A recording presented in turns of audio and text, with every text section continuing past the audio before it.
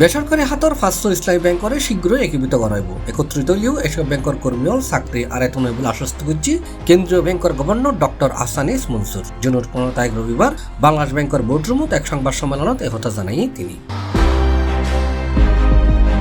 এ সময় গভর্নর হয়ে নির্বাচনের লয় ব্যাংক মার্জারের হন সম্পর্ক নাই। এন একখান চলমান প্রক্রিয়া।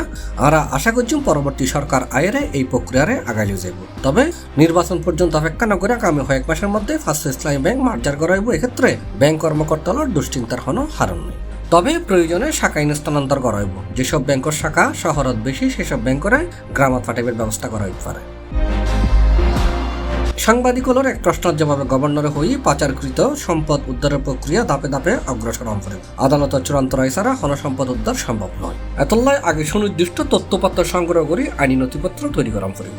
তিনি আরো হয়ে আরা চাই আদালতের মাধ্যমে যাচাই হোক আর দাবি যথাযথ কিনা। আদালতের সিদ্ধান্তের ভিত্তিতেই অর্থ উদ্ধার সম্ভব হইব।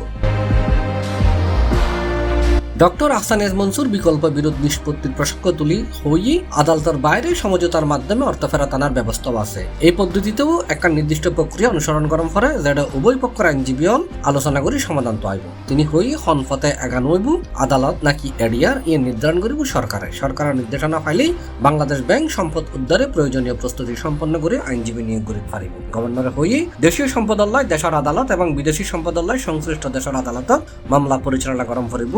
এই প্রস্তুতি চলে। C plus TV, Chittagong.